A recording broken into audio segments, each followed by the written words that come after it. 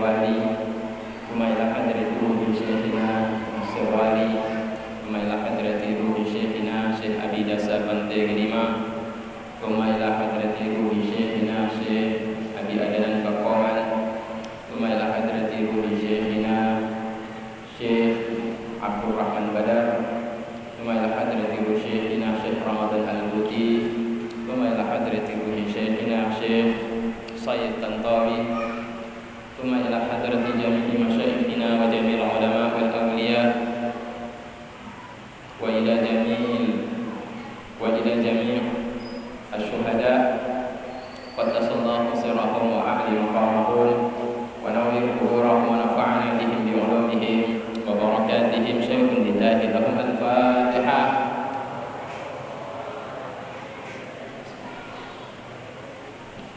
الحمد لله رب العالمين الرحمن الرحيم مالك يوم الدين إياك نعبد وإياك نستعين اهدنا الصراط المستقيم صراط الذين أنعمت عليهم غير المغضوب عليهم ولا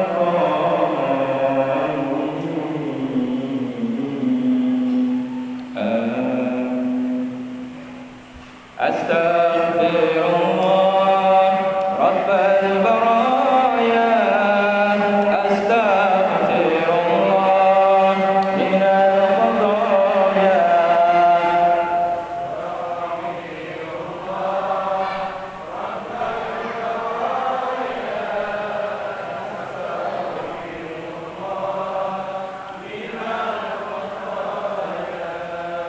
ربي زدني علما نافعا ووافقني عملا مقبولا أستغفر الله رب البرايا أستغفر الله من الخطايا ربي زدني علما نافعا ووافقني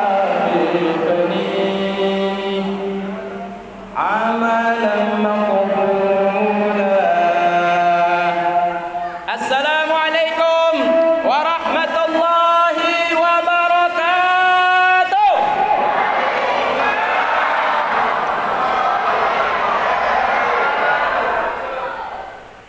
Yang di luar dengarkan suaranya. Yang basagonya ke ujungnya tengok tu pakai baju merahnya terdengar suara. Nah terus suara lon. Bang, oh bang. Yang baju merah bang basagonya. Nah terdengar sulon. Nah, yang kenyang hebatnya ilmu. Dengan ilmu berarti urusan menjadi mudah. Mak, ini mikrofon siapa yang buat? Siapa yang buat mikrofon? Manusia, bukan jin, ya. Yang buat mikrofon bukan malaikat. Yang buat mikrofon ini manusia. Manusia kenapa bisa buat mikrofon? Karena diberikan akal. Dengan akallah manusia menggunakan ilmunya untuk memudahkan urusan kehidupan dunia. Maka dengan ilmu hidup menjadi mudah. Kira-kira mak, kalau saya baca Al-Quran begini mak, ada imam berdiri, kemudian dia baca surat Al-Fatihah. Bismillahirrahmanirrahim. Alhamdulillahirabbil alamin arrahmanir rahim maliki yaumiddin iyyaka na'budu wa iyyaka nasta'in ihdinas siratal mustaqim siratal ladzina an'amta 'alaihim ghairil maghdubi 'alaihim waladdallin. Jawabnya amin. Allahu akbar. Kiban semangat. Menyutadung sebagai makmum diliput imam yang baca surat Al-Fatihah dengan irama ala kadar lagi nya. Kiban semangat. Mangat ku hana. Paku hana mangat. Hana iramanya seni. Maka dengan seni hidup menjadi kalau di Aceh narapai geling. Di Aceh narapai bi rapai dabuh bang, bahaya bang. Munyo salah niat riak kenong tembusnya. Munyo takabur tembusnya. Nah, lon merumpuk di rumah sakit Tungku Bekan. Tidur anu muda. Pakon di pahaji na jahita juga. Kali baju sikit lon. Pakon baju sikit. Ai main dapos ana umpan tembus. Oh, yang kenyang takabur. Sedangkan ilmu kebalnya kembali kepada ilmu tauhid. Betul pahana ya? Ilmu kebal kembali kepada ilmu tauhid. Wa ma ramaita id ramaita walakinallaha rama. Tidaklah engkau yang melempar melainkan Allah yang melempar. Tidaklah engkau melempar ketika engkau melempar kecuali yang melempar adalah Allah. Tapi kajian ilmu tauhid yang dalam. Betul-betul dipelajari ilmu tauhid. Mak semuanya udah belajar ilmu tauhid. Ayo kita uji sekarang ilmu tauhidnya. Adam Idris bukan. Itu ilmu sejarah.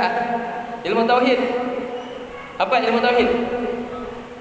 Allah wujud qidam baqa mukhalafatuhu lil hawadisi qiyamuhu bi nafsihi wahda qudrah ilmun sama kalamun qadiran muridan aliman hayyan sami'an basiran.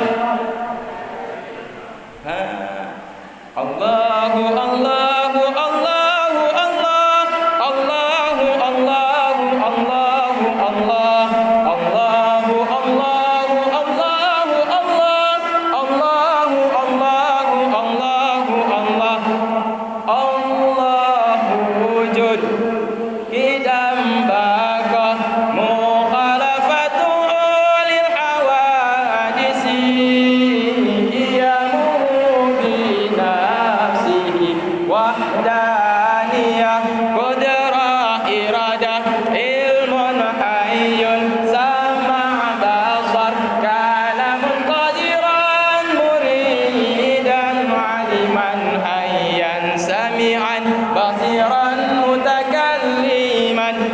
Allah wujud. Mustahil Allah Ta'ala itu ghairu mawjud, tidak ada. Wajib Allah Ta'ala itu ada. Mana bukti Allah Ta'ala itu ada? Adanya kita. Mak, ada mak. Kenapa ada mak? Karena ada ya. Ya, betul tidak? Kenapa ada anak kira-kira? Kenapa ada anak? Ayo jawab aku nih. Kenapa tertawa pula? Kenapa ada anak? Ayo jawab. Karena ada ayah, karena ada mak. Maka lahirlah karena ada ayah, ada mak, lahir anak. Betul tidak? Sekarang kita tanya, bolehkah ada anak tanpa ayah? Boleh tidak? Boleh tidak ada anak tanpa ayah? Boleh tidak? Anjir. Nyan bahaya menyuna anu makna ayah anak. Tetapi ini kalau kita pakai akal. Kalau kita pakai tapi kalau kita pakai iman, kalau kita pakai tauhid, kalau kita pakai keyakinan kepada Allah Ta'ala, bisa lahir anak tanpa bisa enggak? Bisa lahir enggak? Coba tes. Ada kejadian kemarin di koran. Kejadian di koran, Mak. Ada seorang janda melahirkan anak, enggak ada suami. Jadi waktu didatangi ke rumah sakit, ditanya sama bidan, mana suaminya ibu? Enggak ada suami saya. Hai Pak Konje, hana suami lahir anak? Saya masuk angin, lahir anak. Dia jawab masuk angin. Iya mak, serius. Baca Quran Serambi itu 3 hari yang lalu itu. Ternyata diusut-usut ada pacar selingkuhan dia. Ada suami apa namanya itu? TTM, teman tali mesra. Anak muda tahu TTM, yang tua-tua sangat aja lah. Ya mak ya. Jadi kalau kita lihat dengan kacamata akal, mustahil kita akan mengatakan tidak mungkin ada istri punya anak tanpa ada suami. Tapi kalau yang bicara adalah keimanan, idza arada syai'an ay yaqula lahu kun fayakun. Kalau Allah Ta'ala mau menciptakan anak dari seorang wanita tanpa ayah, jadi. Kalau yang bicara adalah keimanan. Tapi bukan kasusnya seperti zaman sekarang. Ini mau seingin Siti Maryam ya. Banyak-banyak sekarang gadis-gadis ini mau menyaingi Siti Maryam. Jadi karena Siti Maryam kan wanita yang suci, kemudian lahirlah anak Nabi Isa alaihi salam, putri daripada Maryam tanpa ayah. Nah, zaman sekarang ini banyak anak-anak, ibu-ibu punya anak, nauzubillah, bukan di sini ya, bukan di Pantai Gelombang, bukan. Di luar sana. Ya, punya anak tapi tidak punya suami. Ketika ditanya kenapa? Kan saya ikut Siti Maryam. Ikut Siti Maryam. Punya anak, tidak punya suami. Barusan kejadian di Babalung. Anak Jio. Oh mak, di Baba, dan Babalung mak. Kon di Amerika? Oh sangkalon di Eropa. Babalung pak le. Nah anak dipuduk di kedai, di warung kopi, di warung mak. Ada seorang anak baru putus tali pusarnya. Anak tu ditaruh di warung. Kemudian pagi-pagi didapati sama si pemilik warung ada suara anak bayi menangis. Akhirnya diabduksi sama polisi. Masuk di koran Serambi. Kejadiannya bukan di Amerika. Kejadiannya bukan di Hong Kong. Kejadiannya bukan di Bali. Bukan di Thailand. Di Babalung. Babalungnya Pak Lea. Kampung Tanyo. Dia akhirnya ingin menyamai Siti tapi salah jalan. Kalau Siti Maryam memang tidak punya suami, dia wanita yang suci. Siti Maryam itu wanita yang suci. Jangankan punya suami, punya kawan laki-laki saja tidak ada Siti Maryam. Saking sucinya Siti Maryam, tidak pernah dia bergaul, bercerita, berbincang-bincang dengan laki-laki manapun. Dijaga ketat oleh pakciknya. Siapa pakciknya? Zakaria, ayah daripada Nabi Yahya. Jadi dijaga betul-betul. Sehingga Siti Maryam ditempatkan pada sebuah tempat ruangan kamar yang hanya bisa masuk ke ruangan itu Nabi Zakaria saja. Hingga suatu hari karena Siti Maryam dia cuma beribadah kepada Allah dalam ruangan tersebut. Satu malam, satu hari Nabi Zakaria hendak masuk ke dalam, mendapati di dalam kamarnya Siti Maryam terdapat makanan.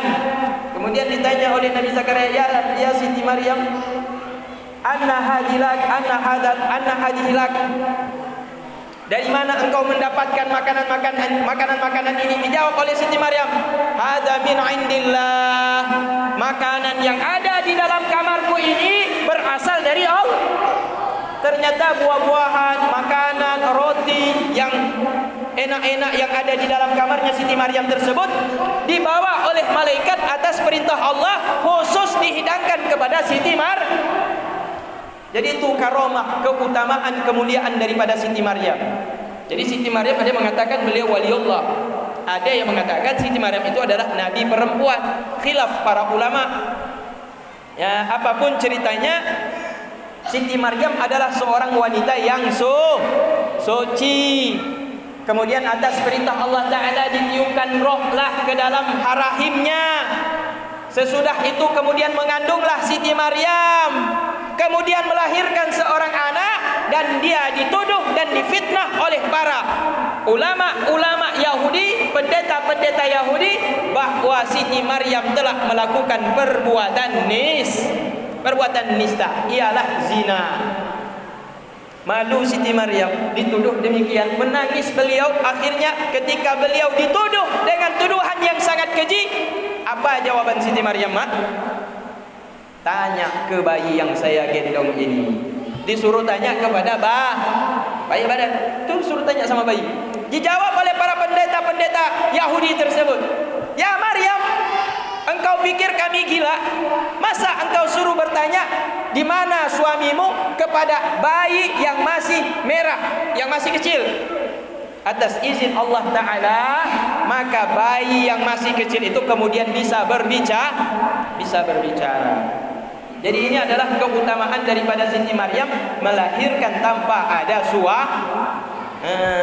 jadi ini kalau kita bicara iman, bicara tauhid, bicara keyakinan, maka tidak ada yang tidak mungkin pada sisi Allah.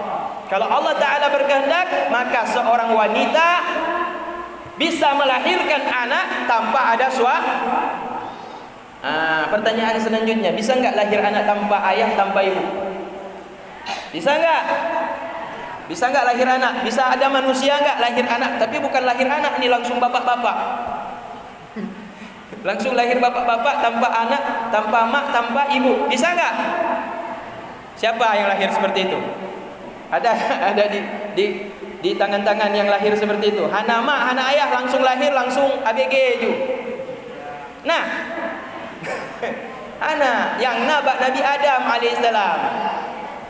Nabi Adam tidak ada ayah, tidak ada ibu, tapi kemudian diciptakan langsung oleh Allah Ta'ala dari tanah. Maka Allah Ta'ala perintahkan malaikat Jibril, diperintahkan malaikat Mikail turun ke bumi ini. Kemudian dikumpulkanlah tanah dari Afrika, dikumpulkan tanah dari Eropa, diambil tanah dari Cina, diambil tanah dari Aceh, diambil tanah dari India, diambil tanah dari Arab, digule-gule, dikumpul-kumpul, digodok-godok, dibentuklah rupa bentuk manusia. Kemudian terciptalah manusia itu, ditiupkanlah roh oleh Allah Ta'ala. Maka terciptalah manusia pertama sekali di bumi ini, di alam ini. Bukan di bumi, di alam ini. Ialah Nabi Adam alaihissalam. Maka zaman sekarang ini coba perhatikan. Ada yang kulitnya kuning di sini? Ada yang kulitnya kuning? Nah, yang kulit kuning mah, jika lo lihat kawan tanya, nah wajah wala kulit kuning langsa. Nah, yang dari Cina je kulit, dari benua Cina.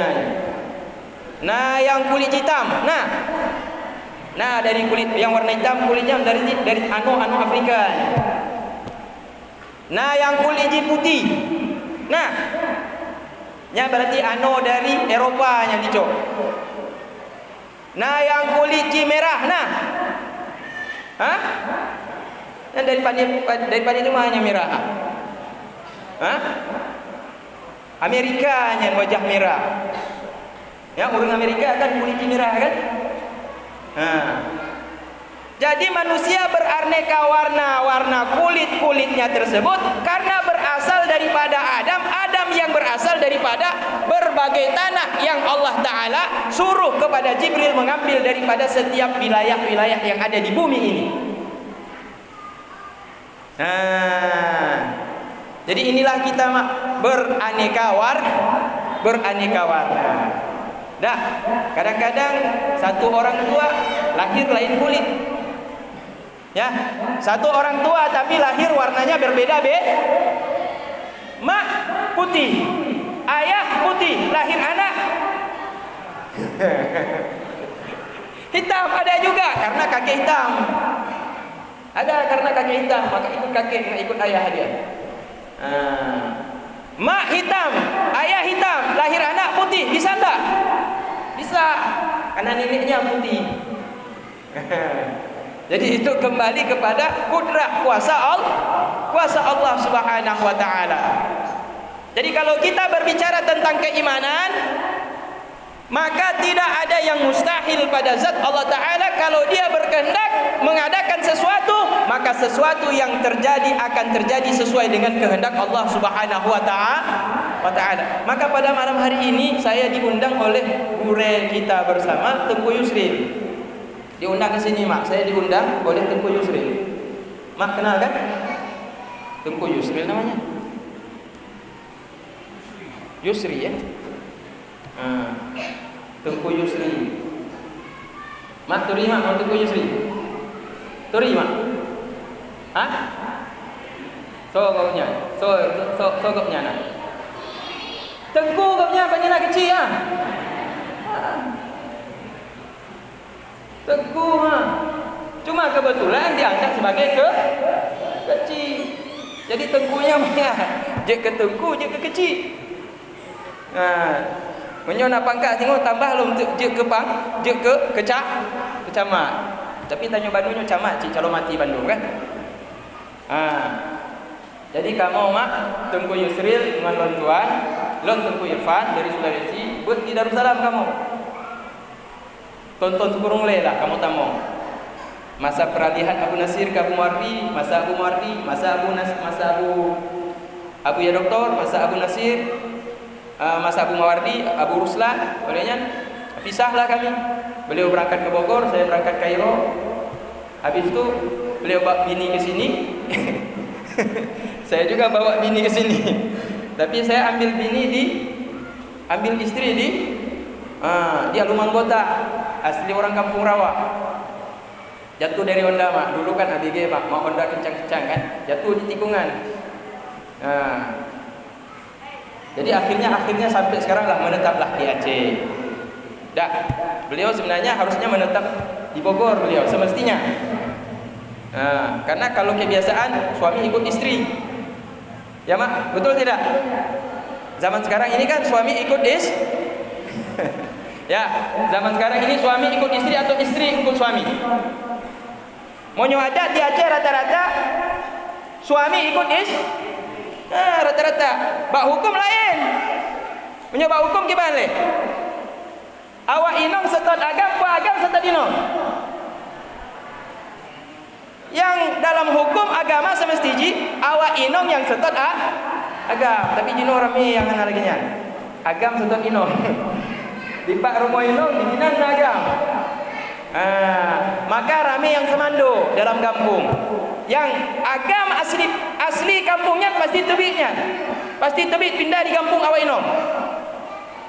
Ini kebiasaan, tapi yang ada masalah. Yang jadi masalah kalau seandainya istri-istri sudah banyak yang memerintah kepada suami.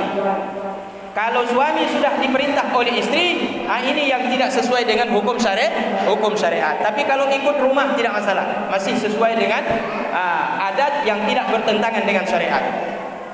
Jamaah yang dimuliakan oleh Allah Subhanahu wa taala.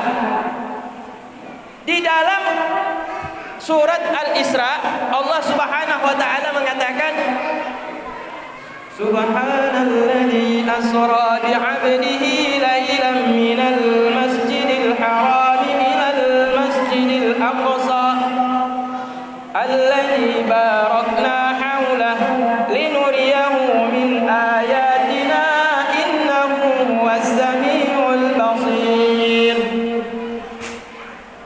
Maha suci Allah Ta'ala yang telah menjalankan hambanya Nabi kita Muhammad sallallahu alaihi wasallam. Dari mana Allah Ta'ala jalankan hambanya Nabi Muhammad? Minal masjidil haram, dari masjidil haram di kota Mekah, ilal masjidil aqsa, ke masjidil aqsa di kota Palestina.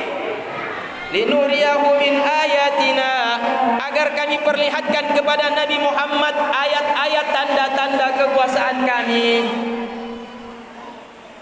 agar Allah Ta'ala memperkuat keyakinan Nabi kita Muhammad sallallahu alaihi wasallam. Alladzi barakna haulah, tempat yang dilalui oleh Nabi Muhammad sallallahu alaihi wasallam, mulai dari Masjidil Haram di kota suci Mekah hingga sampai ke Masjidil Aqsa di kota Palestina. Tempat itu adalah tempat-tempat alladzi barakna haulah, yang telah kami berkahi sekeliling tempat-tempat tersebut. Innahu huwas samiul basir, Sesungguhnya Allah berkehendak memperlihatkan tanda-tanda kekuasaannya, dan sesungguhnya Allah Ta'ala itu maha melihat dan maha mengetahui. Jamaah yang dimuliakan Allah Ta'ala, ini kan tadi disampaikan dalam surat Al-Isra. Coba nanti mak dan ayah semuanya lihat, buka Al-Quran surat Al-Isra ayat yang pertama sekali. Itulah yang kita baca, itulah yang kita peringati di malam Isra Mi'raj pada malam ini. Allah Ta'ala mengatakan dengan permulaan kata Subhana. Subhana artinya maha suci. Dah, coba, kenapa Allah Ta'ala menyebut pertama kali ketika menyampaikan peristiwa maha dahsyat ini, peristiwa yang luar biasa ini, peristiwa yang tidak pernah terjadi seumur sejarah kehidupan manusia? Kenapa Allah Ta'ala memulai dengan kata-kata Subhana, maha suci Allah Ta'ala? Karena peristiwa ini akan menggemparkan jagat raya. Karena peristiwa ini akan menggemparkan seluruh dunia. Sejak Nabi kita menceritakan kisah ini kepada Abu Lahab, sejak Nabi kita menceritakan kisah ini kepada Abu Jahal, sejak Nabi kita menceritakan ini kepada kaum muslimin, maka ada yang murtad di antara umat muslim itu sendiri begitu mendengar yaitu berita tentang Isra dan Mi'raj.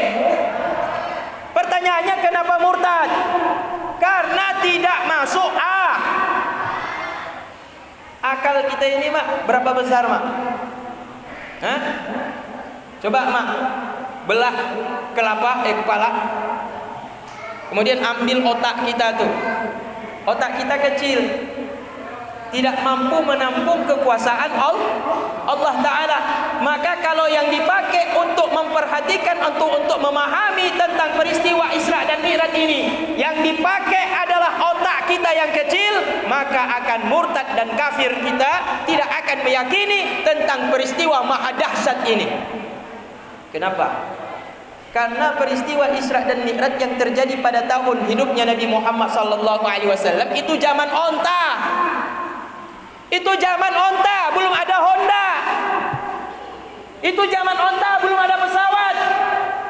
Itu zaman onta, belum ada kapal laut, belum ada jet, belum ada pesawat antariksa luar angkasa, pesawat ulang-alik, belum ada. Zaman itu dikenal dengan zaman onta. Dulu kalau orang Mekah mau berangkat ke Palestina, berapa lama, mak? Masa Nabi naik onta. Berapa lama waktu yang dibutuhkan untuk menempuh jarak perjalanan dari Mekah ke Palestina? Berapa lama, mak? Berapa lama? Hah? Sampai puluhan hari. Berapa lama? 40 hari 40 malam baru sampai mak naik onta. Tapi Nabi melaksanakan Isra dan Mi'raj itu berapa lama? 1/3 malam. Bahkan yang dalam riwayat yang dikatakan itu tidak sampai 1/3 malam. Bekas tempat duduk Nabi ketika Nabi naik, ketika Nabi berangkat dari Mekah ke Madinah, naik sampai langit yang ke-7, dari langit yang ke-7 tembus ke arah sampai ke Sidratul Muntaha, turun lagi ke bumi. Tempat duduk Nabi Muhammad mentong suum. Mentong suum kira-kira pada 20 menit, mak. Mak, coba duduk tadi di situ, mak, ya. Mama keluar sebentar. Itu tempat bekas duduk mama tadi itu kan, pasti panas di situ. Karena panas tempat kita duduk tuh, ada listrik badan kita. Nah, listrik, mak, badan tanyo, mak. Hah? Nah, kan? Nah, listrik badan tanyo. Monyohan pannya langsung badan. Monyo selesai, mak duduk di sini, mak tadi siap. Cira banyak, pegang cik mak dah tempat duduk. Apalagi yang plastik, monyo hijab, monyo kain lagi, anak-anak terasa aja. Monyo yang plastiknya. Coba duduk, berdiri sebentar. Coba pegang di bawah tu. Panas tu. Keluar sebentar, masuk lagi, coba pegang lagi, kira-kira masih panas atau sudah dingin? Kalau udah dingin, coba hitung berapa menit butuh waktu dari panas ganti menjadi dingin. Berapa menit? Nah, coba pikir dengan akal. Coba pikir dengan akal. Berapa menit? Hah? Nah, terus semenit. Nah, semenit. 2 menit. Hah? Kadang le menit, kadang. Kalau akal kita pergunakan, bagaimana mungkin Nabi bisa berangkat dari Masjidil Haram, kota Mekah, sampai ke Palestina, jarak 40 hari 40 malam. Han tak mau ulehnya, han mungkinnya. Mumang tak pikirnya. Olehnya dipegang oleh Nabi di elok langit yang 7. Dari langit 7 naik lagi ke aras. Sampai ke Sidratul Muntaha. Turun sebelum terbit fajar, sebelum azan waktu sholat akibatnya. Jadi ini perintah Allah. Allah Ta'ala perintahkan kepada Nabi Muhammad untuk disampaikan kepada umat Nabi. Yang umat Nabi itu baru masuk Islam, baru 8 tahun, 9 tahun, kurang lebih 10 tahun Nabi berdakwah di kota Mekah. Montong goyang, montong goyang. Nah yang tamong Islam goyang. Yohan anu kinyo. Yo sang memang Nabi nyo. Kamu mang Nabi Muhammad nyo anak pahle Nabi Muhammadnya. Nyaka anak-anak terima oleh. Anak-anak terima aku sembah lum berhalanya. Anak patih leha Abang Muhammadnya. Pani tu mah jejak pegah, jejak dari Mekah jauh Palestinanya. Sepertiga malam ulangi lom langit yang 7. Olehnya diturun dari langit segelam terbit matahari. Mana mungkinnya? Jangka kajilah Muhammadnya kali tak musulik. Jadi akhirnya ketika Nabi Muhammad turun ke bumi, sampailah Nabi di waktu pagi mengingat perintah Allah Ta'ala menyuruh untuk menyampaikan peristiwa Isra dan Mi'raj tersebut. Nabi termenung di kota Mekah. Termenung Nabi. Sesudah peristiwa Isra Mi'raj, Nabi termenung, sedih beliau. Yang kibang begah bak masyarakat donya. Yang pasti begah pasti rame yang anak patih sahabat donya. Sebab kadituri kaditepenya kibat karakter orang Mekahnya. Menyo kan tepu tanyo kan. Nyo karakter urung tanyo kata tepu menyo pak kecil pasti ditepu kiban karakter masyarakat di sini. Sehingga menghadapi masyarakat kaditepunya kiban cara ekspresi tanggapan daripada masyarakat andai menceritakan sesuatu yang hana tak boleh. Pasti dipesalah pak kecil menyo sesuatu yang hana tak boleh disampaikan kepada masyarakat. Nabi Muhammad sudah memikirkan hal tersebut. Ketika turun beliau, Allah perintahkan sampaikan peristiwa Isra Mi'raj. Nabi sedih waktu pagi-pagi tersebut. Ini pasti kalau saya sampaikan banyak yang marah sama saya, banyak yang bilang saya ini tukang melamun, banyak yang bilang saya ini tukang bohong, dan saya khawatir banyak yang akan keluar dari agama Islam ini. Tapi karena ini perintah Allah Ta'ala, Nabi juga tetap menyampaikannya. Karena ini perintah Allah Ta'ala, Nabi juga siap menghadapi resikonya. Meskipun beliau akan dikatakan sebagai orang gila, meskipun beliau akan dikatakan sebagai orang yang tidak waras, meskipun beliau dikatakan orang yang banyak menghayal, tapi beliau tetap menyampaikannya dengan menghadapi resiko yang beliau sendiri sudah tahu resiko yang akan beliau hadapi. Hanya beliau Nabi Muhammad duduklah di dekat Masjidil Haram waktu pagi itu, lewat Abu Jahal. Kenal mak dengan Abu Jahal? Hah? Abu Jahalnya ngon Abu Lahab. Abu Jahalnya ngon Abu Lahab. Abu Lahabnya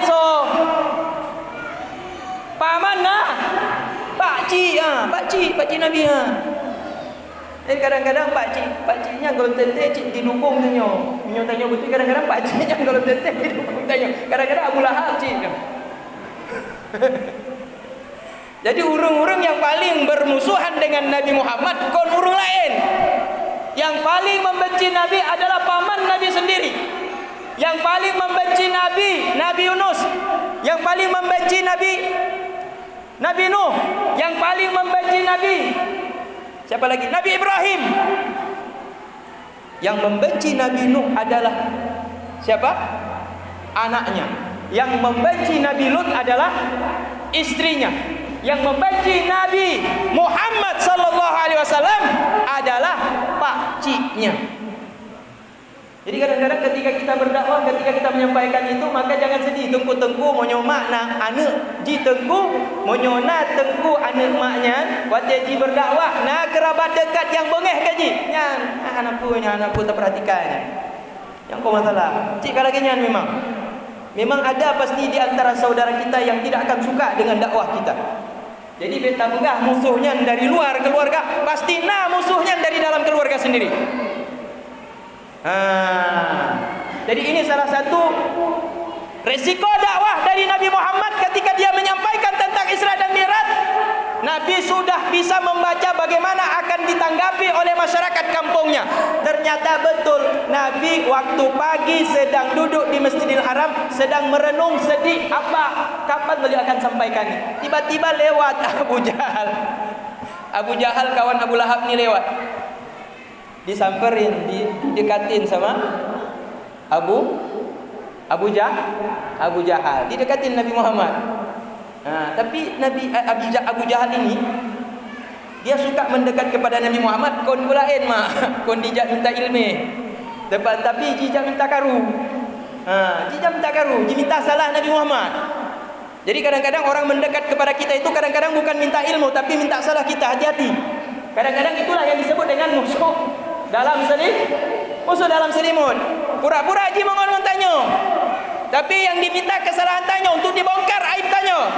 Maka orang yang membongkar aib kita, kesalahan kita, kekurangan kita, kon urung jauh, urung yang toh mentanya, yang kenyang pengkhianat, urung ngacip begapun, cuak, urung ngacip begah cuak. Jadi cerita Abu Jahalnya didekati Nabi Muhammad yang sedang termenung di Masjidil Haram. Muhammad, pakon ka murung tak kalon wajah ka lain tak? Dipegang oleh Nabi Muhammad. Oh, memang lain wajah saya memang. Nampak ya Abu Jahal. Nabi udah tebak ini pasti orang cari masalah ni. Abu Jahal kalau dah tu pasti minta masalah dia. Jadi, apa masalahmu Muhammad? Ceritakan kepada saya. Enggak apa-apa, nanti kita cari solusi. Ya Nabi Muhammad, tadi malam saya berangkat. Berangkat. Dari sini Masjidil Haram Mekah, sejak Palestina, Masjidil Aqsa. Bukan. Betulnya Muhammad? Betul. Kata Nabi Muhammad, betul. Saya dari Masjidil Haram Mekah ni, tadi malam saya pergi ke Masjidil Aqsa di Palestina. Hebat tak Muhammad? Konholnya hebat, Allah yang hebat. Jadi, lenyan belum cerita. Habis itu saya naik ke langit.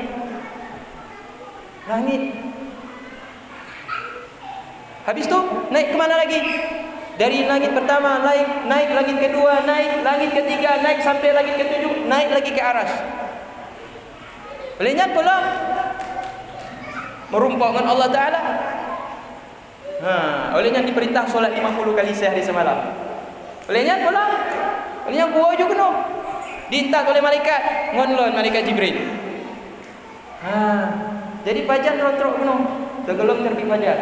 Pahtak ni pegah juga masyarakat. Pahtaknya aku dukungnya. Nah, rencana rong pegah masyarakat di Mekah. Cina memang ada rencana aku pegah. Kapah, nu aku bantu drone. Hai Bani Ka'ab. Dipegah oleh Abu Jahal. Hei anak-anak Ka'ab. Hei masyarakat Pantai Gelumpang. Hei masyarakat tangan-tangan. Jak kena, biar kena. Bakon Abu Jahal. Hai. Pokoknya duduk lihat harapun. Peristiwa yang hebat tak rencana dipegak oleh Nabi Muhammad. Rencana dipegak oleh Muhammadnya. Jadi kamu tahu masyarakatnya karena rakyat tak su Abu Jahalnya dipegah masyarakat Bandung jak kena. Akhirnya masyarakat yang ada di sekitar Masjidil Haram, yang lewat, yang melintas semuanya datang ke situ. Mereka duduk melingkar Nabi Muhammad, Abu Jahal di tengah-tengah. Ditanya oleh masyarakat, jadi ada apa sebenarnya Abu Jahal? Kami disuruh untuk duduk di sini mendengar apa? Sekarang Muhammad, inilah kesempatan kau sampaikan kepada mereka apa yang kau baru cerita kepadaku. Maka Nabi ceritakan apa adanya. Hana yang ditutupi, tidak ada yang disembunyikan dari peristiwa Isra Mi'raj tersebut. Meskipun tak Nabi tahu dan yakin pasti kalau masyarakat ini tahu dan dengar, banyak yang akan mengatakan beliau pembohong, banyak yang akan mengatakan beliau ini pendusta, tukang hayal, nabi palsu. Banyak akan mengatakan Nabi hana waras, bungo Nabi.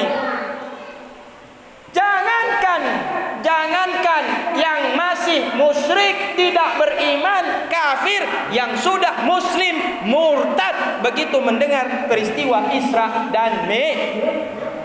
Maka ji mak tanya alhamdulillah tak. Alhamdulillah bersyukur tak tanya mak. Oh abang lah yang tua. Bersyukur tak tanya muslim, tanya hidup di akhir zaman. Bersyukur tak tanya orang Islam yang hidup di akhir zaman. Hana diuji keimanan tanya dengan hal yang diuji oleh umat muslim yang pertama kali memeluk agama Islam. Karena kalau kita baru mengenal Nabi Muhammad dan tidak kuat keimanan kita, goyang keimanan, akhir dia akan murtad. Akhirnya hana beriman, hana dipatih agak haba Nabi Muhammad sallallahu alaihi wasallam. Tapi jinonyo menyata pegah haba anak muda, hai gam hidron ataupun peristiwa Isra Mi'raj malamnya. Tepelan. Dari mana don dengar? Hai kayam tat. Monyo di kampung Pantai Gelumpangnya tiap tahun diadakan cerita dakwah Isra dan Mi'raj, peringatan Isra dan Mi'raj. Kayam tak tengku pegah haba masalah Isra dan Mi'raj. Drom patihlah, panina harap patih. Kenapa masyarakat sekarang ini beriman? Karena ini sudah dididik sejak kecil. Anak-anak kita dari kecil Isra dan Mi'raj sudah dijelaskan oleh guru-guru di TPA. Betul tidak, Mak? Yang mulai dari 000 TK 0 kecil, TK 0 besar, naik kelas 1, naik kelas 2, kelas 3, kelas 4, 5, 6, 7. Enggak ada kelas 7. 1 sanawiyah, 2 sanawiyah, 3 sanawiyah, sampai aliyah, sampai kuliah. Isra Mi'raj tiap tahun diceramahin. Selalu ceramah Isra Mi'raj, ceramah Isra Mi'raj. Ini makanya anak Aminah, umur paduanya, Mak, yang kamunya umur paduanya, Mak. Yang tengah digendong tua. Mak, oh mak, umur berapa anaknya tu? Jangan padu ton nengah. Aliton, yang kat ditunggu yang ceramah. Nak, ya. Isra Mi'raj Nabi Muhammad tu sudah didengar, ditanamkan sejak kecil. Memori itu sudah ada pada anak tersebut. Meskipun dia tidak mengerti, tapi Isra Mi'raj sudah dia dapat sejak dia umur 3 tahun. Coba perhatikan kenapa anak-anak kita ketika lahir diazankan Allahu Akbar, Allahu Akbar. Maka ji monyo sidro ino hamil melahirkan, pasti ditanya oleh bidan, mana lakukah pak lakukah lehan, bukan azan hana. payah hoy lakogo untuk azan anak yang ban lahirnya.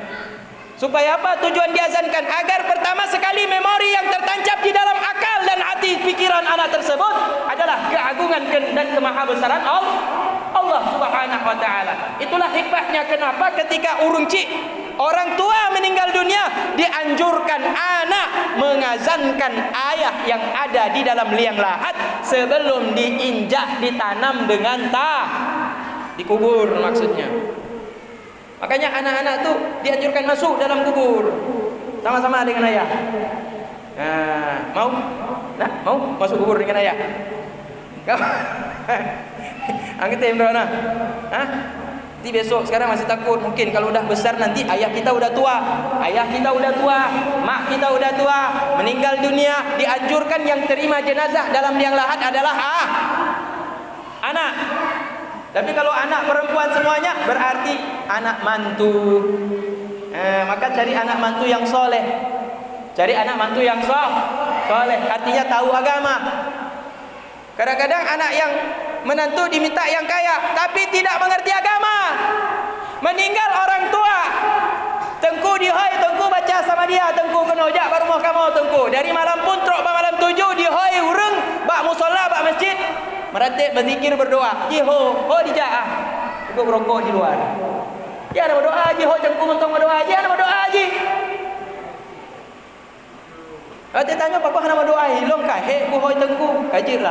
Kamu pergi rokok atau di luar? Ini kopi rokok aja. Jangan nama doa kau orang cik. Tapi kan long kalau ku wakilah batangku. Nyan roma doa cik dalam rumah tiga ngentengku supaya doanya boleh urang cik yang akan meninggal dunianya kan yang dilaki oleh urang cik yang dalam kubur. Maka mak yang mertua, ayah yang mertua, saudara alun yang mertua, anak ketika ayah meninggal dunia dianjurkan dia sunnah menerima jenazah ayahnya di dalam liang lahat dan mengumandangkan azan di telinga orang tua yang sudah berkalang debu. Buka mukanya, pocong tu dibuka. Ya. Tapi mama-mama enggak akan turun ke kubur. Biasanya laki-laki yang terima mayat. Ya. Jadi anak laki-laki itu turun ke dalam kubur, buka wajahnya, buka tali pocongnya, buka pipinya, kenakan ke tanah. Dah, kemudian diazan pelan-pelan. Jangan teriak-teriak azannya. Lagi orang azan seperti azan solat panggil solat 5 waktu. Jangan. Terkejut untuk jenazah. Di pedohlom untuk jenazahnya. Jadi baju-baju Allahu Akbar, Allahu Akbar. Allahu Akbar, Allahu Akbar. Asyhadu an la ilaha illallah. Asyhadu an la ilaha illallah. Asyhadu anna Muhammadar Rasulullah. Asyhadu anna Muhammadar Rasulullah. Hayya 'alas shalah. Hayya 'alas shalah. Hayya 'alal falah. Hayya 'alal falah. Allahu akbar, Allahu akbar. La ilaha illallah. Jadi mayat yang sudah meninggal dunia, waktu pertama lahir ke bumi diazankan, waktu terakhir dikuburkan juga diazankan. Jadi dalilnya mana? Kias kepada waktu lahir. Dikiaskan orang yang sudah meninggal dunia sunnah dianjurkan azan, kias kepada saat dia lahir pertama ke bumi. Jadi ketika dia masuk ke bumi diawali dengan azan, ketika dia keluar dari bumi ini diakhiri juga dengan Maka kadang-kadang nasalaci udah selesai dikubur kemudian diazan di luar, di atas kubur diazan. Jadi hikmah daripada azan dalam liang lahat itu tidak tersampaikan sesuai dengan maksud para ulama menganjurkan azan di dalam kubur. Jadi mak dan ayah yang dimuliakan Allah Subhanahu wa taala. Jadi peristiwa Isra dan Mi'raj ini menggambarkan, oleh karena itu Allah taala memulainya dengan kalimat yang dahsyat. Subhanalladzi asra bi 'abdihi lailan minal masjidil haram ilal masjidil aqsa. Maha suci Allah taala yang telah menjalankan hambanya dari Masjidil Haram di kota suci Mekah ke Masjidil Aqsa di kota Palestina, agar Allah taala memperlihatkan tanda-tanda kekuasaan Allah taala kepada nabinya yang paling dicintai, nabi kita bersama Muhammad sallallahu alaihi wasallam. Cuma apakah Nabi Muhammad disebut dengan kata-kata subhana? Karena sudah tentu orang-orang kafir akan menolak peristiwa Isra dan Mi'raj, maka disebut dengan subhana, maha suci. Artinya apa? Kalau ada peristiwa yang hebat, selalu orang Arab itu menggunakan kata-kata subhana. Orang Arab ketika melihat peristiwa yang di luar akal, mereka akan sebut subhana. Maka Allah Ta'ala juga menggunakan kata yang sama untuk menunjukkan bahwa peristiwa ini adalah peristiwa yang luar biasa, bukan kehendak Nabi Muhammad sallallahu alaihi wasallam, tetapi asra, Allah Ta'ala yang menjalankan, bukan atas kehendak Nabi Muhammad, tapi atas kehendak kuasa dan keinginan Allah semata. Sesudah terjadi peristiwa Isra dan Mi'raj, Nabi menyampaikan kepada masyarakat kota Mekah, maka ada yang meletakkan tangannya di kepala, kemudian mereka mengatakan, ya lal hawa, aduhai hebatnya engkau ya Muhammad, pintar sekali engkau berdusta mengarang cerita yang luar biasa, hebat kali engkau ya Muhammad. Kemudian tokoh-tokoh Quraisy mereka cari Abu Bakar. Ini pasti Abu Bakar pasti enggak akan percaya nih, karena ini keterlaluan ceritanya. Kalau Abu Bakar tidak percaya, udah habis Muhammad, nggak ada lagi akan ikut dia. Karena yang paling selalu membenarkan semua ucapan Muhammad adalah Abu Bakar. Apapun kata-kata Nabi Muhammad yang disampaikan oleh Nabi Muhammad tidak pernah dipikir panjang-panjang oleh Abu Bakar. Selalu sodakta, sodakta, sodakta. Benar engkau Muhammad, benar engkau Muhammad, benar engkau Muhammad. Tidak ada sedikit pun keraguan dalam hati daripada Abu Bakar. Nyoke kesempatan, kata orang-orang Quraisy. Inilah kesempatan kita. Kesempatan untuk apa? Untuk menghabisi Muhammad. Dakwahnya tidak akan ada satupun orang yang percaya kalau Abu Bakar tidak percaya. Maka awaknya enggak semangat, awaknya Abu Lahab, Abu Jahal dan macam-macam abu-abu maksudnya. Ya, anda jelas maksudnya abu-abu. Dijak Abu Bakar. Abu Bakar diminta rupanya Abu Bakar tunggu lampu kebun. Lampu apa naji? Lampu korma. Sedang termatuk punya, sedang menanam padi, sedang kalau kita di sini menanam padi, beliau tanam apa namanya itu? Korma. Dan kerja beliau. Dihoi oleh Abu Lahab. Abu Bakar. Terkejut Abu Bakar. Pakon semangat taknya Abu Jahal Abu Lahabnya. Pakon dijak bak dono. Pakon semangat tak awak nyanjak. Ramai tak awak nyanjak. Wah, kamu rumpuk Abu Bakar, persilahkan duduk, ditanya apa aja awak dron. Lagi nyo Abu Bakar. Kalian dron dengar cerita tentang Muhammad. Kau cerita, dipegah oleh Muhammad, dijak dari Masjidil Haram kota Mekah Palestina. Dijak dalam wate malam sebelum terbit fajar katro alam kena, bahkan dia langit yang ketujuh. Kana mungkinnya. Ya kana warasa ngon dekat drono. Kawan karipo, kawan akrapo itu kan dah gila dia tuh kan. Pun patih haba Nabi Muhammad, pun patih haba Muhammad. Disuut oleh Abu Bakar As-Siddiq. Apa jawaban daripada Abu Bakar? Sadaqta ya Muhammad, benarlah engkau ya Muhammad. Bahkan kalau Muhammad mengatakan cerita yang lebih dahsyat daripada itu, yang lebih tidak masuk akal daripada itu, sungguh dia benar dan aku percaya. Habis. Ana jalan deh. Kembali punya lagi Abu Bakar. Jipatih tak ke Muhammad. Ana cara tapi tak goyang keyakinan Muhammadnya. Kalau yo lo Abu Lahab, Abu Lahab, Abu Jahal dan Abu yang lainnya. Kalau yo ayah kaji wahyu. Rupanya orang yang diharapkan terakhir akan mematahkan dakwah Nabi Muhammad ternyata tetap percaya kepada Nabi Muhammad. Makanya inilah kenapa Abu Bakar As-Siddiq disebut dengan panggilan As-Siddiq. Abu bakar bukan bakar goreng. Abu bakar lawan goreng kon. Rebus kan, bakarnya bikir bahasa Arab. Bikir artinya perawan. Kenapa? Karena satu-satunya istri Nabi Muhammad yang 11 orang, hanya satu yang perawan, ialah putrinya Abu Bakar. Maka digelar beliau dengan Abu Bakrin, bapak perawan. Ditambah dengan As-Siddiq. Kenapa As-Siddiq yang sangat membenarkan? Karena selalu membenarkan Nabi Muhammad. Ana pikir-pikir koknya. Tu ku pikir leh, tengok untuk ku pegah. Kadang-kadang ana butuh Muhammad pegahnya. Tu ku pikir leh, tengok ku pegah Pak Dron. Ana cerita lagi nya. Pokok jipo yang dipegang Muhammad, sodakta. Benar engkau Muhammad. Ana keraguan dalam hati Abu Bakar As-Siddiq.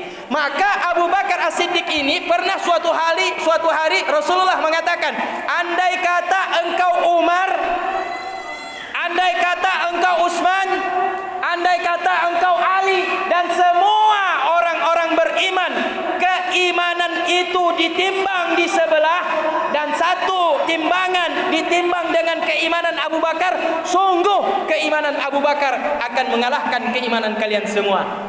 Begitu tingginya keimanan Abu Bakar kepada Rasulullah sallallahu alaihi wasallam. Menyotanya hudek bak masanya, kadang-kadang tanya murtad.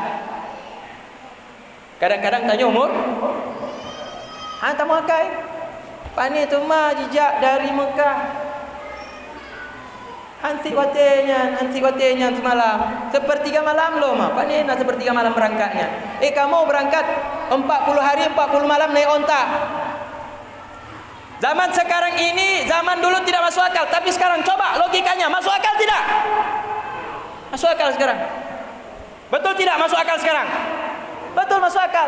Sekarang kita pergi dulu tahun 50. Ayah kita berangkat ke haji berapa lama? Dari Blangvidi berangkat haji ke Tanah Suci Mekah berapa lama, Mak? Tahun 50-an, 1950. Nah, untung Mak tanya yang katuhai you know, yang paling tua. Mak, tahun 1950 orang Aceh berangkat haji dari Tanah Aceh, Tanah Rencong, berangkat ke Tanah Suci. Berapa lama pulang pergi? 6 bulan. Orang dah lupa dia pulang haji. Udah sampai ke sini orang udah lupa kalau dia tu baru pulang dari haji. Karena kat tak 6 bulan lah. 6 bulan naik kapal laut tu. Sekarang ini cukup 1 bulan, Mak. Tapi untuk berangkat pulang pergi itu tidak cuma pergi 8 jam, pulang 8 jam. 8 tambah 8 16 jam. Yang lama di sana karena harus buat manasik haji. Harus tawaf, harus sa'i, harus melempar jumrah, harus wukuf di Arafah, harus melaksanakan umrah lagi sesudah haji. Itu yang bikin lama jadi 1 bulan. Tapi kalau cuma pergi habis itu pulang, enggak sampai 1 bulan. Cuma 8 tambah 8. Pergi 8 jam, pulang 8 jam, 16 jam. Naik pesawat dari Aceh, naik dari Sultan Iskandar Muda Banda Aceh, 8 jam kita tembus sampai ke Tanah Suci Mekah. 8 jam. Tapi Nabi naik pesawat apa? Ingat, Madain Allah Ta'ala, Burak. Yang dinaikin Nabi bukan pesawat Lion Air. Yang dinaikin Nabi bukan Garuda. Yang dinaikin Nabi bukan Etihad Airlines. Yang dinaikin Nabi bukan Malaysia Airlines. Yang dinaikin Nabi bukan pesawat ece-ece. Yang dinaikin Nabi adalah pesawat yang paling tercanggih, yang tidak akan ada satupun manusia mampu menciptakan teknologi yang paling canggih seperti pesawat Burak yang diciptakan oleh Allah Subhanahu wa taala. Mau tahu tidak bagaimana Burak? Mau tahu tidak? Mau tahu atau mau tahu banget? Mau tahu banget ya. Bangetnya bahasa Betawi, Mak. Jadi, Mak, itu ternyata Burak itu ketika Nabi waktu di Mekah antara jaga dan tidur, Mak. Enggak tidur, enggak jaga Nabi. Enggak tidur, enggak jaga, antara tidur dan jaga, Mak. Karena tengah, tapi Nabi tidurkan dalam riwayat-riwayat seperti yang disampaikan oleh Abu Yamudawali itu kan dalam Tamyah Talim Qatuta. Itu Nabi kalau tutup mata hati tidak tertidur. Nabi tidak pernah tidur mata hati walaupun matanya tertutup. Jadi antara jaga dan tidur Nabi, tiba-tiba muncul malaikat Jibril. Jibril berdiri di samping Nabi Muhammad. Muhammad, Umar, cerita anak merupuk Jibril. Kasih siap ju. Pakon. Berletak operasi le. Malamnya. Operasi malamnya. Nyo kanangon le, kain. Ngecok le Zamzam. Di bawah talam dari emas. Dah, ada satu bejana terisi air dari telaga Al-Kautsar. Ada satu bejana disuruh malaikat Mikail untuk ambil dari air Zamzam. Dah, dibelahlah perut Nabi Muhammad. Nabi 2 kali operasi, Mak. Tanya padungko, Mak. Yang agam-agam padungko operasi. Nyoyak ino mau nyole doa anu pasti operasi 3 kali juga. Walaupun tidak operasi cesar tapi operasi manual. Nah, cik kan? Makin banyak anak makin banyak dioperasi. Operasi manual ada, operasi cesar ada. Agam-agam hana beraninya. Ya, Mak. Makanya perempuan itu walaupun lembut tapi dia paling kuat. Laki-laki kuat tapi belum tentu dia sanggup untuk menderita seperti perempuan.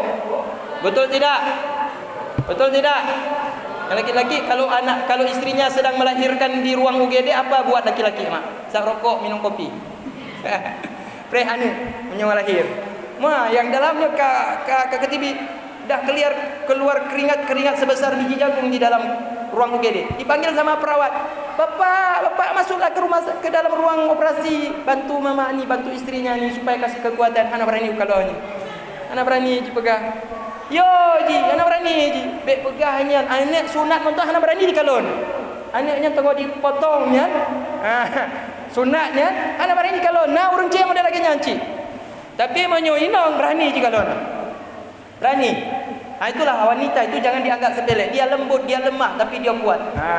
Ada di balik kelembutan itu ada kekuatan. Itulah hikmah diciptakan manusia berbeda-beda. Ada laki, ada perempuan untuk saling menguatkan. Jadi kisah tadi itu apa sambungannya tadi itu? Nabi Muhammad dibilang sama Jibril, siap-siap untuk operasi. sudah disuruh sama malaikat Mikail untuk mengambil air Zam-Zam, sedangkan satu talam sudah berisi air dari surga. Maka dibelahlah perut Nabi Muhammad. Sakit tidak Nabi Muhammad ketika dibelah perutnya, mak? Sakit apa tidak, mak? Hana sakit. Pakau hana sakit, mak? Karena ada obat bius madain Allah Ta'ala. Obat biusnya canggih. Hana terasa, mak. Mak, Jino tak kalau ni, mak. Anak-anak tanya, mak. Wate operasi sunat ya. Wate disunat, mak. Jino model khitan anak-anak zaman now. Ana pakai kampak je. Ana pakai sikin. Ana pakai bulu bambu yang kadi ditajamkan. Hana nyo dilepan ni nang kampak je pak dikoh mah. Nah yang sikin lah, nah yang gunting lah mah. Jerit-jerit tanya. Walaupun dipakai obat bius. Zaman sekarang udah ada pakai khitan dengan laser. Hah? Pakai laser ya? Nah kan? Pakai laser. Hari ini dipotong kelamin yang anak laki-laki kita itu 2 jam kemudian dia udah bisa lompat dari atas jembatan mandi di Kuala Kurung Baru itu, atau mandi di Kuala Cotmania itu. Karena enggak terasa. Canggih sekali zaman sekarang ini. Jadi Nabi Muhammad apalagi karena yang mengoperasi adalah malaikat Jibril. Maka sesudah dibelah perut Nabi Muhammad, dikeluarkanlah bagian yang namanya hati, dibersihkanlah daripada penyakit-penyakit dan kotoran-kotoran. Yang dimaksud penyakit dan kotoran di sini adalah yaitu kotoran-kotoran syirik khafi. Syirik khafi. Apa syirik khafi di sini? Riyaknya, ujubnya, takabburnya, dendamnya, ambisinya, keinginan ke dunia. Hapus, disbersihkan semuanya dengan air Zam-Zam oleh malaikat Jibril. Kemudian disiram lagi dengan air Zam-Zam. Udah disiram 2 kali, barulah dibedah, kemudian dijahit kembali. Tidak ada bekas operasi pada waktu itu. Barulah Nabi Muhammad disuruh berwuduk dengan air Zam. Udah habis operasi, mak, disuruh berwuduk dengan air Zam-Zam. Barulah malaikat Jibril memerintahkan kepada Nabi Muhammad, ya Muhammad, berangkat sekarang. Hah? Mak, kenapa, mak? Tak baju je no. Habis hati ya? Habis hati kan? Ai menyuta mulai posisi flu, burung flu. Nyoka posisi sebelah, kurung sebelah. Posisi flu, kurung flu. Nyoka habis hati. Kenapa belum?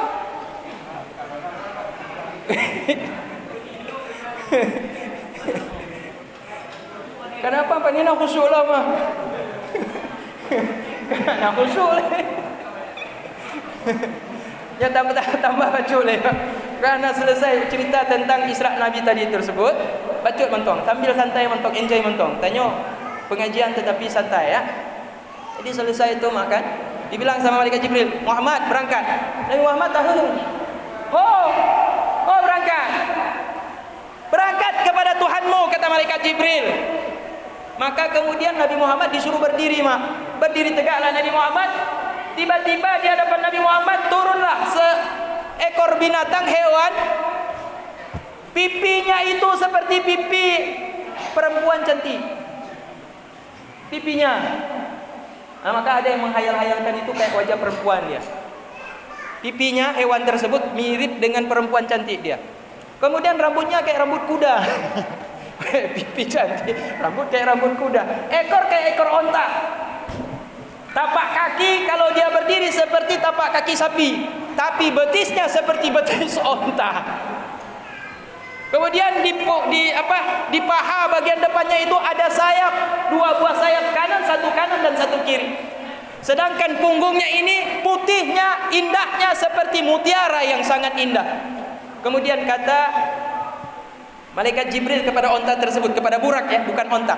Dalam riwayat itu Nabi mengatakan, ini burak, dia lebih tinggi sedikit daripada himar keledai, tapi lebih ketek, lebih kecil daripada bughol. Bughol artinya bughol ini, mak. Pernah lihat bughol, mak? Bughol ini peranakan daripada hasil pernikahan, hasil perkawinan daripada keledai dan kuda.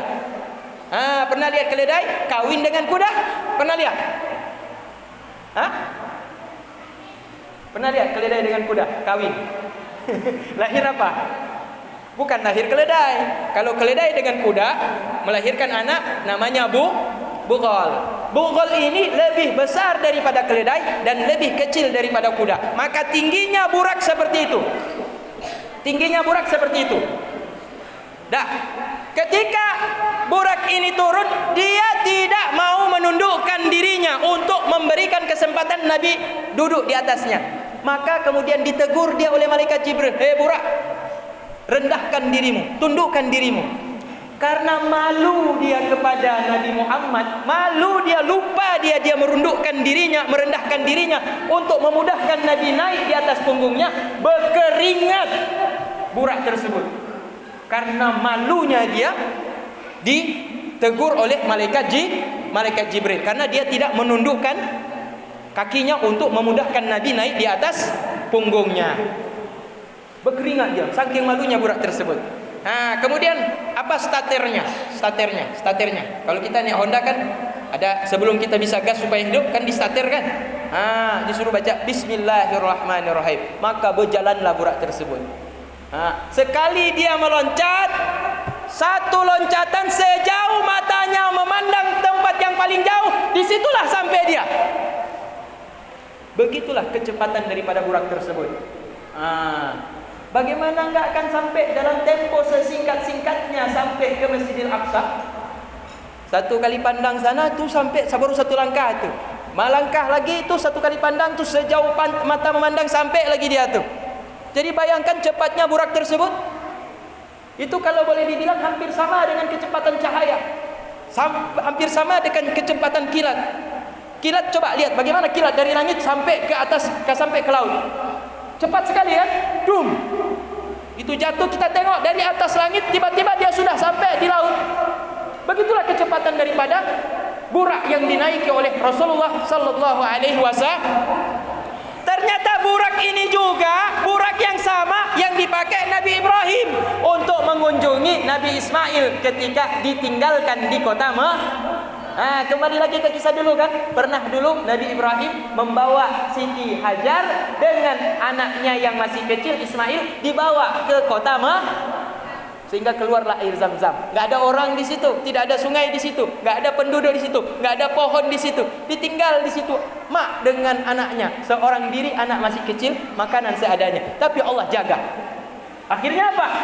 Keluar air Zam-Zam. Sehingga orang dari Yaman mau pergi ke Palestina, mau pergi ke Damaskus Syam, selalu singgah di situ, minta izin kepada maknya Siti Nabi Ismail, minta air Zam-Zam. Akhirnya mereka menetap. Jadilah perkampungan di situ. Nah, sekarang inilah kita tiap tahun berangkat ke sana. Kalau mereka mampu berangkat ke tanah suci melaksanakan ibadah haji. Sampai ke sana kita akan sa'i antara Safa dan Marwah karena untuk mengenang yaitu apa yang dialami oleh ibunda Nabi Ismail, yaitu Siti Hajar. Ini yang dinaiki oleh Nabi Ibrahim untuk melihat anak dan istrinya yang ditinggalkan bertahun-tahun di kota Mekah. Ditinggalkan masih kecil, masih bayi, masih 1 bulan, masih baru berapa minggu lahir anak tersebut, dibawa ke kota Mekah. Itu nanti dikunjungi ketika anaknya sudah ABG, udah remaja. Itu pun sampai di sana mau disembelih karena nazar Ibrahim, kalau ada anak, ya Allah saya siap juga sembelih kalau itu engkau perintahkan. Akhirnya betul-betul diminta Allah Ta'ala. Tapi alhamdulillah keikhlasan mereka terbukti. Mereka mau sembelih bersama-sama. Anak mau disembelih, istri mengizinkan, dan ayah meskipun cintanya kepada putranya tersebut, tetapi tetap dia mau melaksanakan perintah Allah untuk mengorbankan putra kesayangan. Tapi Allah Ta'ala menggantikannya dengan domba. Ternyata dalam perjalanan itu Nabi Ibrahim naik burak yang sama yang dinaiki juga oleh Nabi Muhammad sallallahu alaihi wasallam. Itu peristiwa ini mak dikisahkan lagi mak, diceritakan lagi oleh para ulama. Burak itu bukan satu-satunya, banyak sekali ribuan burak yang ada di dalam surga, dan itu menanti kita semua. Amin ya rabbal. Nanti kita naik burak nanti mak di dalam bukan naik pesawat Garuda. Ya, bukan naik pesawat Garuda, bukan naik pesawat Sriwijaya yang jatuh kemarin itu, bukan. Nah, kita naik pesawat Garuda mak, kalah AC yang ada di dalam Garuda itu. Ini lebih canggih lagi pesawatnya. Itu ribuan dalam surga udah menunggu kita mak. Dan semua burak-burak itu di jidatnya, di keningnya tertulis Muhammad, Muhammad, Muhammad, Muhammad, Muhammad. Semua burak tertulis Muhammad yang ada dalam surga tersebut. Hingga suatu hari pada waktu Allah memerintahkan Jibril untuk menjemput Muhammad membawa burak, maka Jibril masuk ke dalam surga mencari burak untuk dibawa supaya dinaiki oleh Nabi Muhammad. Tapi Jibril bingung karena banyak kali burak, semuanya tertulis Muhammad. Burak yang mana yang paling bagus nih? Dilihatlah dari satu di antara itu. Ada burak yang menangis. Ada burak yang mana? Maka didekati oleh Jibril. Hai burak, kenapa semuanya gembira? Kenapa engkau sendiri yang menangis? Dijawab burak tersebut, sejak aku mengenal pemilik nama Muhammad yang tertulis di keningku ini, aku tidak bisa makan walaupun di dalam surga. Walaupun dalam surga, sanggup di bajuku karena teringat rindu kepada Nabi Muhammad. Maka dipegang oleh malaikat Jibril. Beruntunglah engkau, maka engkaulah yang aku pilih pada hari ini untuk turun mengantarkan, untuk engkau membawa orang yang engkau rindukan, ialah Nabi Muhammad sallallahu alaihi wasallam. Maka turunlah burak tersebut. Dia bawa Nabi Muhammad sampailah ke Masjidil Aqsa di Palestina. Dalam peristiwa ini ada kisah yang perlu kita ingat, yang perlu kita catat, yang perlu kita amalkan ketika kita pulang ke rumah masing-masing. Ingat, dalam perjalanan Isra adalah perjalanan darat yang ditempuh dari kota suci Mekah, berawal dari Masjidil Haram sampai ke kota suci Palestina, yaitu di Masjidil Aqsa. Ingat, ada 3 peristiwa juga yang pernah terjadi. Ketika Nabi menaiki burak tersebut, tiba-tiba di sebelah kanan terdengar ada orang yang memanggil-manggil Muhammad, pio, pio, pio, pio, Muhammad, pio, Muhammad. Ana open Nabi Muhammad, digasnya burak, hantam terus, lantak laju, berangkat beras. Tiba-tiba dari sebelah kiri nayang hoilom, pio, pio, pio, Muhammad, pio penoleh Muhammad. Ana open Nabi Muhammad, digas tu. Ternyata di depan ada lagi seorang wanita cantik rupawan dengan bergelimangan pakaian yang sangat indah dengan perhiasan yang luar biasa, memanggil-manggil Muhammad, Muhammad berhenti sini, Muhammad berhenti di sini. Tapi Nabi berjalan terus hingga sampai di Masjidil Aqsa. Baru Nabi turun. Nabi tanya kepada Jibril, Jibril, itu siapa yang panggil sebelah kanan? Ada yang panggil sebelah kiri. Kemudian yang ketiga, ada perempuan cantik dengan perlengkapan hiasan yang sangat indah.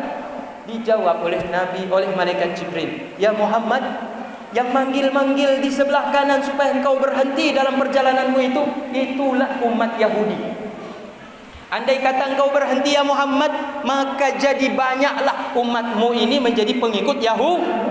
Untung hana kapio Muhammad. Yang kiri, so yang hoi-hoilonya surpio-pionya, itu orang-orang Kristen Muhammad. Andai kata engkau berhenti ketika mereka memanggil-manggilmu ya Muhammad, engkau ikut panggilan itu, umat Islam ini akan banyak yang ikut agama Kristen ya Muhammad. Alhamdulillah di Aceh hana rame yang tamu Kristen. Nah dua-dua yang tamu Kristen. Yang jadi pendeta lo, bangga lo menjadi pendeta. Untung penurang dia, beladih. Kan yang pegang oleh Nabi kan? Untung Nabi tidak berhenti. Kalau Nabi berhenti mungkin tanya cik. Dia pendeta cik. Yang ketiga, Nabi jalan lagi naik. Jalan terus tancap gas buraknya. Di depan ada wanita cantik dengan perhiasan bermacam-macam semuanya. Cantik kali perempuan itu, tapi dia tua. Tapi perempuan itu tua, tapi tua semakin cantik. Pakai make up dia, glowing dia. Glowing dia. Nah, giginya dibehel. Dibehel tahu mah? Pakai mata lensa. Mata coklat, mata hitam. Sekarang udah jadi biru sekarang mak. Lensa. Kemudian pakai apa namanya? Alis mata membahana badai. Badai membahana alis mata. Pakai rambut apa lagi mak? Rambut dicat pirang mak. Sekarang mau nikah dengan orang Portugis tidak perlu cari-cari dari Portugis mak. Cukup dicat pirang udah jadi Portugis mak. Jadi akhirnya Nabi tanya, siapa perempuan cantik itu yang menghadang saya di depan itu ya Jibril? Itulah dunia Muhammad. Andai kata engkau mengikuti keinginannya untuk berhenti ya Muhammad, sungguh umatmu ini akan banyak yang tenggelam dalam kenikmatan dunia dan banyak yang akan tersesat di dunia ini ya Muhammad. Alhamdulillah, kata Nabi Muhammad. Maka Nabi Muhammad kemudian turun di Masjidil Aqsa. Nabi kemudian berhenti di depan situ mak, pintu masuk Masjidil Aqsa. pintu masuk Masjidil Aqsa. Nabi berhenti, Nabi turun dari dari burak tadi tersebut, kemudian diikat pada tali, tempat mengikat tali yang biasa diikat oleh para nabi-nabi yang hendak masuk ke Masjidil Aqsa tersebut. Nah, ternyata Nabi dalam Masjidil Aqsa itu sudah dijemput, sudah ditunggu oleh ribuan malaikat yang turun dari langit yang ingin sholat berjamaah dengan Nabi di dalam Masjidil Aqsa. Di dalamnya tersebut juga banyak roh-roh para nabi, termasuk Nabi Isa ada di situ juga. Nabi Idris juga ada di situ, Nabi Yahya juga ada di situ. Mereka ingin sholat berjamaah dengan Nabi di Masjidil Aqsa, tapi dalam bentuk roh ya, dalam bentuk roh. Maka Nabi sholat, dah selesai sholat, Nabi keluar. Begitu Nabi keluar dari Masjidil Aqsa, selesai sholat dengan malaikat dan para nabi, tiba-tiba malaikat datang membawa talam. Di dalam talam ada 2 buah cangkir. Satu cangkir berisi susu, yang satu cangkir berisi mana ada racun. Satu susu, satu khamar. Satu susu, yang satu khamar. Ditawarkan oleh Jibril kepada Nabi Muhammad. Muhammad, silahkan engkau pilih. Apa yang dipilih Nabi? Susu atau khamar? Susu. Maka ketika diminum, diambillah susu itu, Nabi minum. Kemudian dijawab oleh malaikat Jibril, asabta, benar engkau ya Muhammad. Andai kata engkau memilih khamar, maka umatmu ini akan mabuk dengan dunia. Betul tidak Maya? Tapi alhamdulillah mayoritas masyarakat Aceh, alhamdulillah monyonana yang musuh-musuh mentong. Ada yang minum minuman keras? Ada, tapi sembunyi-sembunyi, enggak berani terang-terangan. Kenapa? Malu. Nah, kalau di Medan, kalau di Manado, di kampung saya di Manado kalau asal udah jam 10 malam, anak muda di depan jalan itu udah mabuk minum minuman keras Ada namanya cap tikus. Dicium bau kayak kencing tikus, tapi kalau kita tanya rasanya bagaimana? Lezat. Juga lezat. Waktu tak cumbeh je lagi toi tikus tapi dibilang lezat sama orang ini.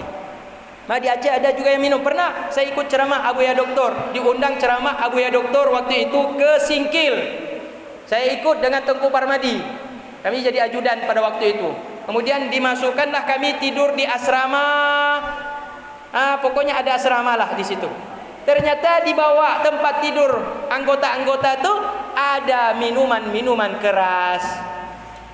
Tapi wallahu alam itu mungkin orang luar ya.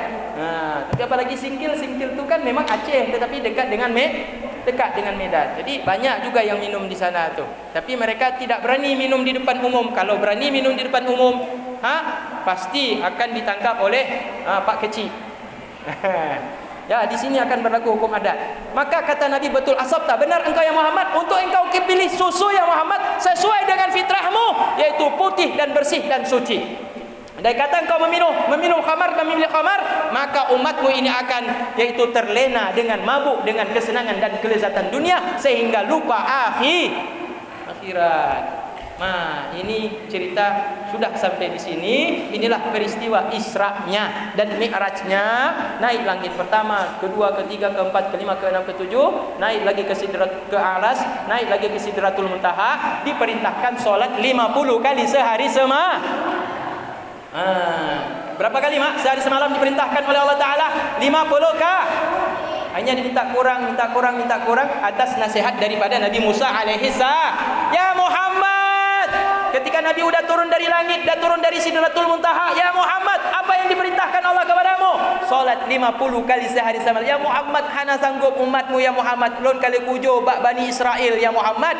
Walum ba Allah Ta'ala, laki ya Allah, minta kurang, jangan 50 kali sehari semalam, diminta kurang 10, jadi 40.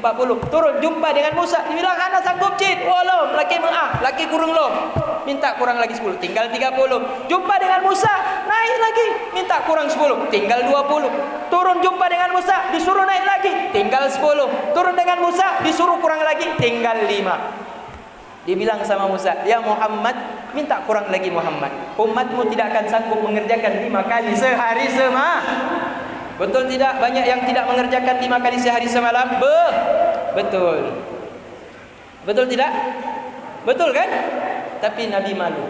Walaupun faktanya banyak yang tidak sanggup, tapi malu Nabi untuk minta lagi kekurangan tersebut. Dikatakan Nabi Muhammad, "Ya Musa, inni astahi, aku malu ya Musa. Allah sudah meringankan dari 50 menjadi 5. Aku malu ya Musa untuk minta kurang lagi kepada Tuhanku." Nabi punya rasa malu. Dah dikasih keringanan, Nabi tidak mau lagi. Dah cukup 5. Maka terdengarlah pada saat itu ketika dengan Musa di langit yang keberapa? Ke langit yang kelima kalau tidak salah. Allah Ta'ala menyeru kepada malaikat, kepada Nabi Muhammad dan Nabi Musa, "Ya Muhammad, aku perintahkan kepadamu solat. Sesudah aku mendengar engkau menerimanya, ialah 5 kali sehari semalam. Tapi ingat, dalam 1 kali engkau mengerjakan, aku berikan balasan 10 kali lipat. Maka 5 kali sehari semalam sama pahala seperti mengerjakan solat 50 kali sehari semalam." Inilah hikmah kita mengerjakan ibadah solat 5 waktu. Maka kata Rasulullah sallallahu alaihi wasallam, "As-salatu mi'raju ummati." Salat adalah mi'rajnya umatku. Salat adalah perjalanan hambaku dari bumi menuju ke langit. Siapa yang ingin berjumpa dengan Allah, maka kerjakanlah salat. Menurut catatan, dalam perjalanan Nabi Muhammad dalam peristiwa Isra dan Mi'raj menembus 3 alam. 3A dari Masjidil Haram, Masjidil Aqsa. Itu disebut dengan namanya alam materi. Alam materi bisa dilihat dengan panca indera. Dah. Kemudian dari Masjidil Aqsa naik langit yang ke-7. Dari langit pertama, kedua, ketiga, keempat, kelima, keenam, ketujuh. Itu namanya alam malakut. Alamnya para malaikat tidak akan bisa tembus kita kalau tidak diizinkan Allah Ta'ala. Hanya Nabi Muhammad yang diizinkan. Karena itu Abu Tumin Blangblade, beliau mengatakan langit ada 2, langit syariat, langit astronom. Kalau langit astronom bisa kita naik pesawat lewat langit yang pertama sampai berapa langit lapis sampai luar angkasa.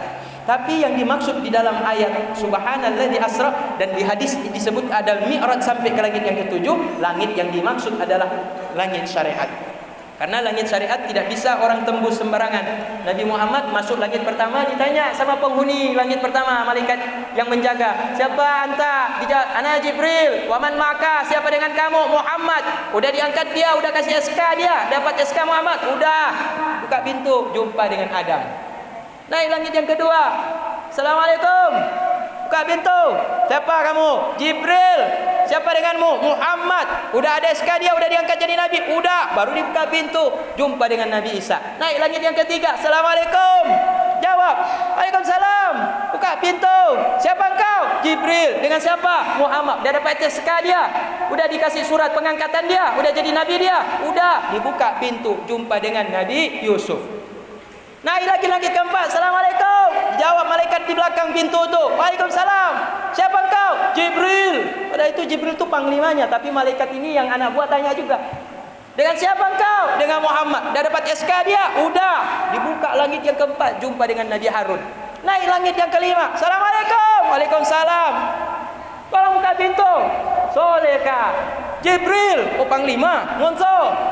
"Muhammad." Dah dapat SK dia, udah dibuka pintu, jumpa dengan Nabi Idris. Dah buka pintu lagi, "Assalamualaikum." Begitu jumpa dengan Nabi Musa, jumpa dengan terakhir Nabi Ibrahim alaihissalam. Jadi tidak mudah untuk naik langit pertama, sampai langit itu tidak mudah. Hanya diizinkan Allah kepada orang yang diizinkan oleh Allah Subhanahu wa taala. Jadi kalau ada yang mengatakan kami sudah naik langit, itu langit apa? Itu langit dunia, bukan langit secara ilmu, bukan langit secara syariat, bukan secara ilmu dalam istilah syariat. Yang dimaksud langit yang dilalui oleh Nabi sehingga harus bisa melewati langit pertama, kedua sampai langit ke-7 kalau baru dapat izin. Yang dimaksud itu adalah langit alamnya para malaikat, alam malakut. Baru naik kepada tingkatan yang paling atas, dari langit ke-7 naik sampai ke aras, dari aras sampai ke Sidratul Muntaha. Itulah alamnya Allah Subhanahu wa taala, alam Tuhan. Bahkan malaikat Jibril tidak diizinkan kalau lewat di situ hangus, kata malaikat Jibril. Jibril, ayo berangkat naik ke atas. Kata Nabi Muhammad kepada Jibril, alah Muhammad, sampai sini Muhammad.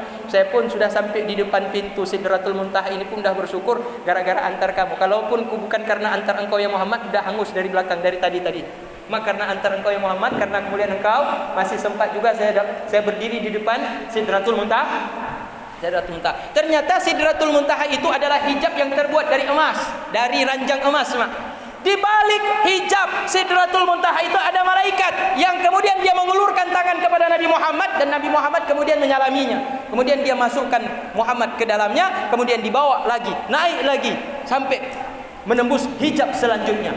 Jarak antara satu hijab kepada hijab yang lain sesudah yaitu aras tadi itu jaraknya perjalanannya 500 tahun ayah yang dimuliakan Allah Ta'ala. Berapa tahun, Mak? Naik lagi ke hijab selanjutnya sampai 500 tahun juga antara satu hijab dengan hijab yang lain 500 tahun.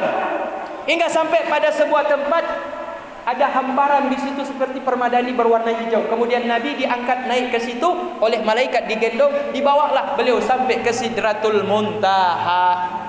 Di Sidratul Muntaha di situ Allah kemudian berjumpa dengan Rasulullah sallallahu alaihi wasallam bidunil kaif, tanpa ada bentuknya Allah Taala, karena Allah Taala tidak tersusun daripada ajza, daripada unsur-unsur unsur-unsur tubuh. Tidak ada mata, tidak ada telinga, tidak ada hidung, tidak ada kaki, tidak ada rambut, tidak bulat, tidak kecil, tidak kurus, tidak panjang, tidak pendek. Enggak ada tempat di mana-mana, bukan di kanan, bukan di kiri, bukan di belakang, bukan di atas, bukan di bawah. Bagaimana Allah Taala bisa berbicara dengan Nabi Muhammad? Bagaimana Nabi Muhammad bisa berbicara dengan Allah? Hanya Allah Taala yang tahu. Wallahu a'lam bishawab. Jadi ketika ada orang bertanya kepada Siti Aisyah, "Ya Aisyah, benarkah Muhammad melihat Allah?" Dikatakan Aisyah, "Kalau ada orang yang mengatakan Muhammad melihat Allah Ta'ala, maka dia pendusta, dia pembohong," kata Siti Aisyah. Tapi ada seorang namanya Ibnu Umar, putranya Umar bin Khattab. Dia datang kepada Ibnu Abbas, putra daripada Abbas paman Nabi. Ditanya kepada Ibnu Abbas, "Benarkah Nabi Muhammad melihat Allah Ta'ala?" Dijawab oleh Ibnu Abbas, "Benar Muhammad melihat Allah Ta'ala dengan sadar dan jaga, bukan tidur. Bukan dengan mata hati, dengan mata kepala dilihat Allah Ta'ala, tapi tanpa ada bentuk. Gak ada berdiri pada tempat, tidak bergantung kepada tempat. Wallahu alam bagaimana Allah Ta'ala. Pokoknya Nabi Muhammad dilihat oleh Allah Ta'ala menurut Ibnu Abbas. Jadi di dalam ilmu tauhid tentang melihat Allah Ta'ala di dunia ini ada dua pendapat. Satu pendapat Siti Aisyah istri Nabi, yang satu pendapat daripada Ibnu Abbas. Siti Aisyah mengatakan tidak. Kalau ada mengatakan Nabi Muhammad melihat Allah Ta'ala di Sidratul Muntaha ketika menerima perintah solat 50 kali sehari semalam, bohong. Tapi Ibnu Abbas membantah. Jadi ada dua pendapat, silahkan mengambil pendapat yang mana. Tetapi melihat Allah Ta'ala di dalam surga itu diyakini, harus diyakini oleh setiap umat muslim. Tetapi ingat, melihat tanpa ada bentuk dan rupa. Jemaah yang dimuliakan Allah Subhanahu wa taala, maka kembali lagi kepada inti daripada Isra dan Mi'raj ini. Apa intinya? Allah Taala memperlihatkan kehebatan kekuasaan Allah Taala kepada makhluk yang paling dicintainya, dan nikmat ini tidak pernah diberikan oleh Allah Taala kepada makhluk manapun yang pernah ada di alam jagat raya ini, mulai sejak Adam hingga sampai hari kiamat. Ialah yaitu peristiwa Isra dan Mi'raj hanya diberikan kepada Nabi kita tercinta Muhammad sallallahu alaihi wasallam, linuriyahu min ayatina, untuk kami perlihatkan kepadanya Muhammad tanda-tanda kekuasaankah. Tidak ada satu surga pun yang Allah telah ciptakan 7 pintu surga, melainkan semuanya sudah dilihat bagaimana kenikmatan yang Allah siapkan untuk umatnya dan diri Nabi Muhammad SAW. Sehingga Nabi Muhammad dengan diperlihatkan surga, Nabi tidak ada keinginan lagi dengan dunia ini. Hana galak dengan Nabi mun dunia.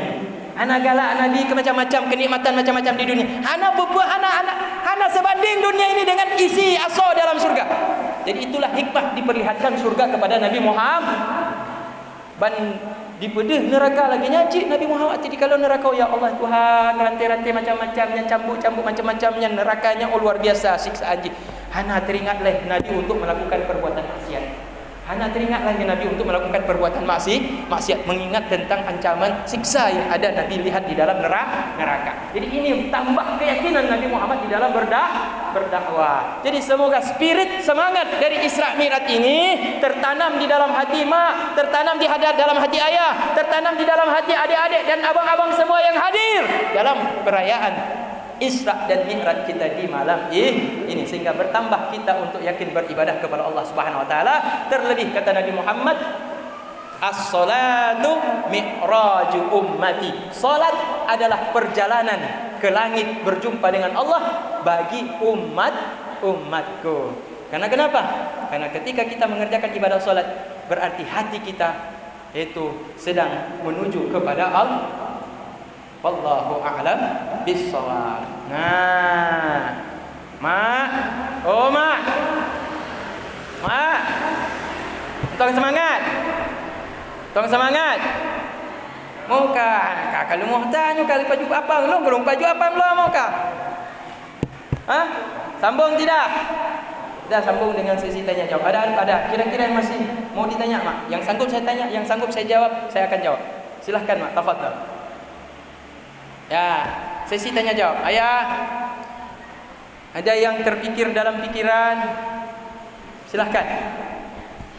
Masuk sesi tanya jawab. Silahkan mak. Kamu nyukai baju apa menyusang kamu pun Bandung mau.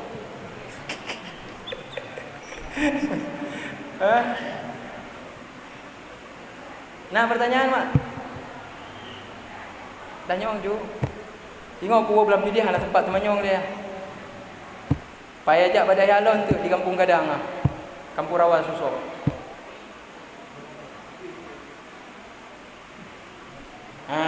Nyo kasih mikrofon wireless belum kasih mah.